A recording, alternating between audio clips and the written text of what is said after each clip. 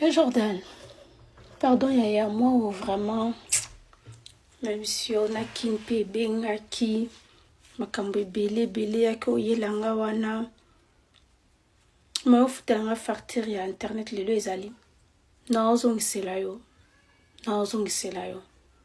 Eza ta problème te ke na na mbongo te na nango. Maintenant ozela kanda fermo oui c'est débloqué. Futa na ozongisela papa. Merci yaya. Jordan nanga. Mama na memi ngambo. Na memi ngambo loko na defa mbongo wa Jordan tangisanga kaka bien ra police ba yo kanga. Mwana ngai na ozongisela yo. Nalobaki je sais, nalobaki mwana na ozongisa. Maman na mimi ngambo appelez la police. Yaya, okolo apeka te vraiment maman je te donne ça.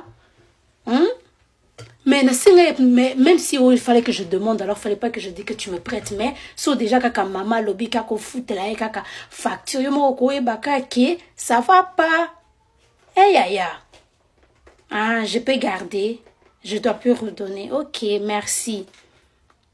Merci. Mais la prochaine fois, il faut aller là directement. Jordan, ce que vous bon, ou bien, on peut se rendre à monter, maman, là, mon souhait, c'est pour yima, boy, casser, c'est là, tu n'as c'est loin. Jordan, c'est pas la première fois que je fais ça. Zela kassia na beng na defata mbongo, zela na benga kassia ta ba defisangata comme ça na zongi c'est là au 230 na yo.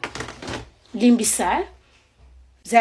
Na odefata na opesa non je peux kasi soko lobika so pesinga tika kasi ko ima yaya Jordan so dans la question ba facture na zana ngokuna ndekuna telemaka bona ko piquer crise parce que kana tala kana zana bino la lingate ba facture ni matanga na mutu so dans la bino ma bana botika non ça je peux garder ça va kasi merci te na yo ki pour la prochaine fois dans le bakamba moro pesanga.